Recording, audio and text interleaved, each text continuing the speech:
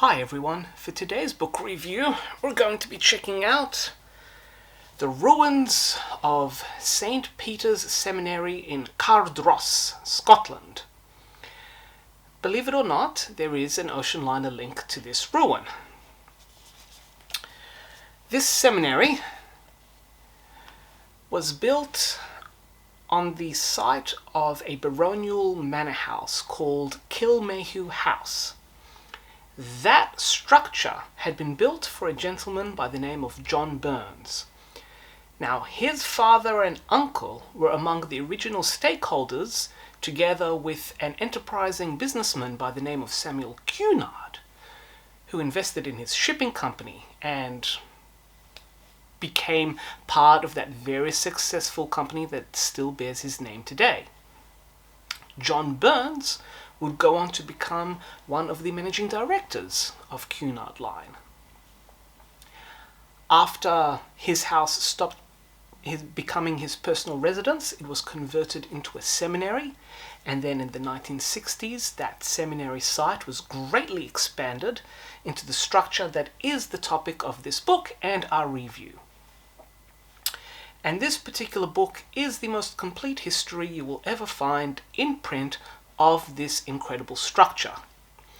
A warning straight away though, if you are interested in just ruins photography and sites in ruins, then this book may be a bit much for you, because this book is a complete history of not only the building itself, but also the architectural firm that built it, the sociological factors that went into constructing this seminary, as well as the changes within Scottish society and the Scottish Catholic Church, as well as Scottish Catholic Church architecture that all blended in and influenced the design and construction of this building. So this is a wide-ranging, all-encompassing book with a lot of fantastic details and information to build up the context of this structure. That composes the first third of the book. The second third of the book then looks at the design and construction, and there's beautiful photos, as you're seeing up here, that detail how this structure was built and how it looked in its seminary glory. The latter half of the book, or rather the last third of the book, then looks at its use as a seminary, its use as a drug rehabilitation center, and then its gradual decay and its almost rebirth as a ruin and as this epic site for urban explorers and photography.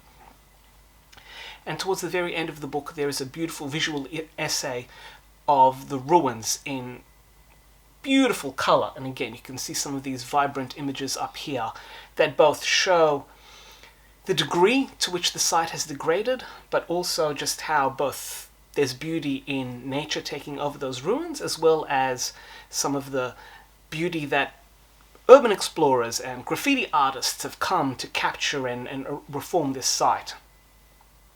So this book covers all aspects of this, and like I said, your interest in this book will come down to just how interested you are in this structure and how much you want to learn about not just the structure itself, how it was used, how it was built, how it looked in the past, and all the various sociological, religious, and architectural motivations, movements, and influences that led to this point to create this structure. There's plenty of information from the architects that built it, from those priests that trained and used the facility, to people who have tried to rebuild this site and reimagine it as either residential housing, as an exclusive spa residence, or as just a beautiful ruin, as something that should be enjoyed purely for the sheer spectacle of it. So there's plenty there for you. If you are fascinated by architecture and ruins, guilty, then hunt this book down, add it to your bookshelves. For me, this is a 5 out of 5 captain's hats. Not only is it incredibly detailed, not only is the photography just purely exquisite, there are plenty of plans in here that help you visualize the site layout. and the beautiful contrast between the original photography, which is just stunning, and the incredible photos of the site as it is now. It's just a beautiful contrast between how it was and how it is. So if you love your ruins, and if you love ruins photography with a touch of historical, sociological, religious context, then by all means hunt this book down, get it, read it, and add it to your bookshelves. So do enjoy.